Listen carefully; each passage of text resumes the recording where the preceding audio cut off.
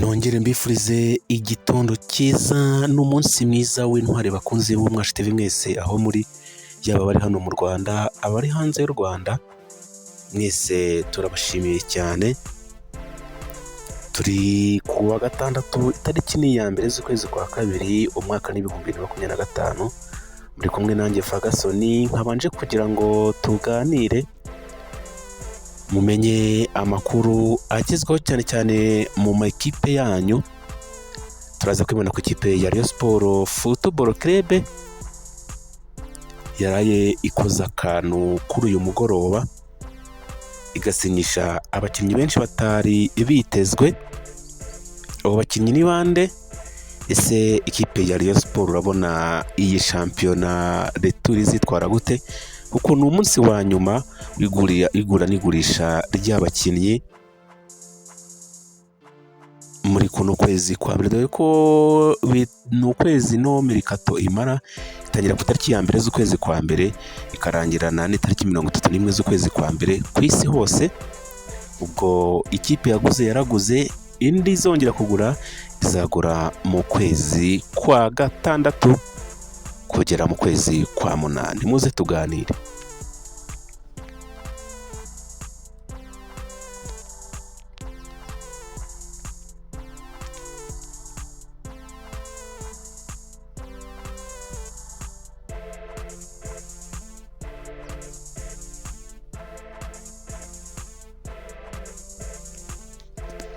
Ikipe ya Rayon Sport Football Club yasinyishije uwitwa Biramahire Abedi.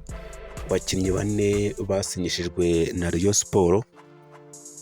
Rayon Sport yatangaje ko yamaze gusinyisha abakinnyi bashya bakina basatira ari bo umunyakameruni Asana na Innocent, maze igihe akorana n'abandi imyitozo, akazana rutahizamu w'Amavubi Biramahire Abedi, akaza n'undi mukinnyi witwa Abdoulaye Diallo wo muri Guinea Bissau, ndetse na Souleymane Dafe wo muri Mali. Ngira ngo murimo murababona ku mashusho.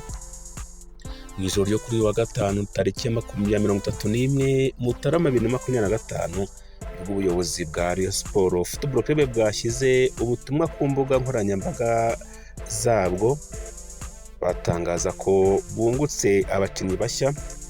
Mu mpera z'icyumweru gishize nibwo umunyakameruni Asana ukina anyuze mu mpande yageze mu Rwanda yiteguye ibiganiro bya nyuma na Rayon Sport, kuko yaje gusinya nta geragezwa yakoze. Uyu mukinnyi wakinaga ikipe yitwa Koto Sport Football Club Dogarwa yakinanye na mugenzi we Azizi Basane, umaze kumenyera ubuzima bwo muri Rayon Sport ndetse n'ubuzima bw'u Rwanda muri rusange, dore ko aba bombi bakuriye mu irero rimwe ry'umupira w'amaguru muri Cameroon. Asana ni umukinnyi mpuzamahanga kuko yakinanye na Koto Sport de Garoua imikino ya CAF Champions League ndetse na CAF Confederation Cup, gusa akinira n'andi makipe nka Maghreb Tetuana yo muri Maroc ndetse na Colombe Sport Football Club yo muri Cameroon. Undi mukinnyi w'umunyamahanga wageze muri Rayon Sport ni umunyamali yitwa Souleymane Dafe, wakinaga Province dos Salitas yo muri Burkina Faso. We yasinye umwaka umwe n'igice. Dafe yakunze kwifashishwa mu mutima w'ubwugarizi akina AS Real de Bamako yo iwabo muri Mali. Rutahizamu Diallo Abdoulaye wo muri Guinea Bissau wakiniraga Benfica Sporting Club de Bissau iwabo. Abdoulaye Diallo nawe yamaze gusinyishwa na Rayon Sport igihe cy'umwaka umwe n'igice. Rutahizamu w'ikipe y'u Rwanda Amavubi Biramahire Abedi wakiniraga muri Club Ferroviario de Nampula yo muri Mozambique, nawe yamaze gusinyira ino kipe ya Rayon Sport Football Club. Yageze muri no kipe muri Nyakanga 2024, avuye muri UD Songo nayo yo muri iki gihugu cya Mozambique. Yerekanwe n'ubuyobozi bwa Rayon Sport rero burangajwe imbere na Twagirayezu Tade.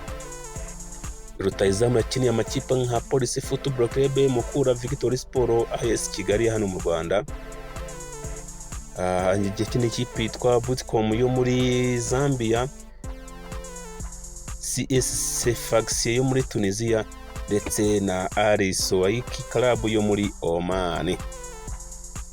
Akaba rero abakinnyi Rayon Sport yasinyishije, urabona yasinyishije neza, gusa amakuru angeraho arambwira ko uyu mukinnyi witwa Daf Suleiman Daf ngo ni umukinnyi w'umuhanga cyane, ndetse ngo anakina no mu kibuga hagati ntaho adakina. Ubwo rero abitwa ba Sefu barya bari menge, kuko uyu musore nabonye afite na gabare cyangwa se igihagararo, ni muremure n'umusore bigaragara ko yumutse. Ibyo rero bivugwa kuri Rayon Sport Football Club yamaze gusinyisha abakinnyi bane. Ese urabona yasinyishije gute? Amanota 5 rushino kipe ya APR Football Club yasinyishije abagande, urabona azagumamo. Tutsa ko ikipe ya APR Football Club yasinyishije witwa Ouattara ni umunyaburkina Faso, isinyisha Omodi ni umugande, ndetse na Kiwanuka nabo ni abagande, nawe ni umugande. Ibyo rero hari n'andi makipe yasinyishije abakinnyi batandukanye.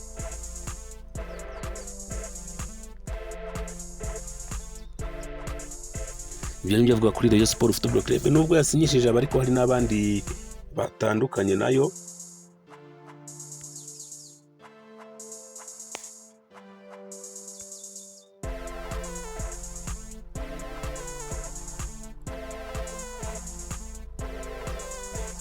Ikipe ya Rayon Sport nayo ikaba yamaze gutandukana na myugariro Ishiminganijuru Elia.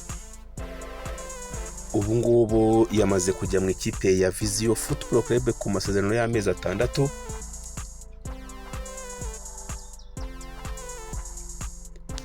Iyi kipe ya Rayon Sport kandi yatandukanye n'undi mukinnyi witwa Rudasingwa Prince, nawe wamaze kujya muri AS do Kigali, nawe yasinye amezi 6 ni rutayiza mu kipe ya Rayon Sport Football Club. Undi mukinnyi wari umaze iminsi adafite ekipe ni umunyezamu Tekimana Bonheur, wari umaze amezi hafi 8 nta kipe afite, yamaze kuba asinya amasezerano y'amezi 6 mu kipe ya Etoile de l'Est ikina mu cyiciro cya kabiri, kipe y'Iburasirazuba. Indi kipe yasinyishije umukinnyi ni kipe ya Musanze Football Club, yasinyishije rutayizamu umunyegana witwa Owusu Oseyi w'imyaka 23, nawe yasinye amasezerano y'imyaka 2 muri Musanze Football Club.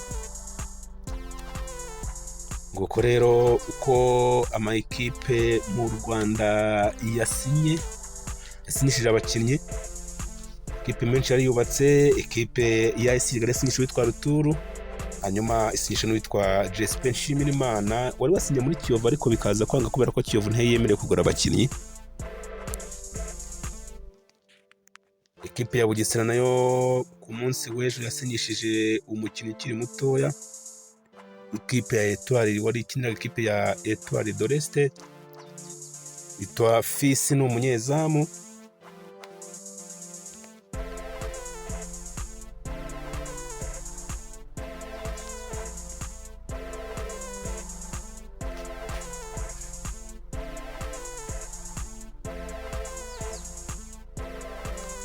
Undi mukinnyi ikipe ya Musanze yasinyishije yitwa Rashidi Mohamed Mechelanga, ni umunyatanzania wakinaga ikipe ya Police Football Club yo muri Kenya, nawe yasinye amasezerano y'imyaka 2 muri Musanze Football Club.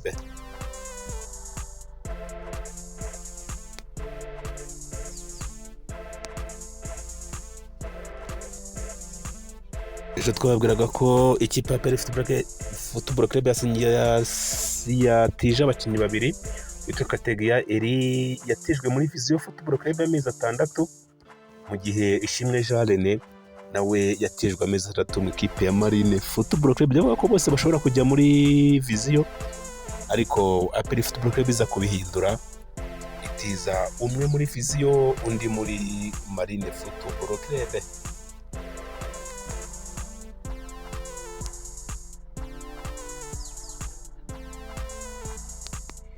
reka rero mbashimire abakunzi b'Umwashi TV mwese, nkomeza kubabwira ngo mugire umunsi mwiza w'intwari aho muri.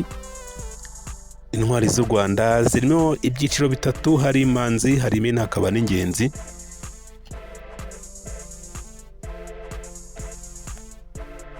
Ubwo rero twese duharanire kuba intwari. Mwari kumwe nanjye Ferguson, mbabwira ngo mukomeze mugire umunsi mwiza ndetse na weekend nziza, muhahe murongo.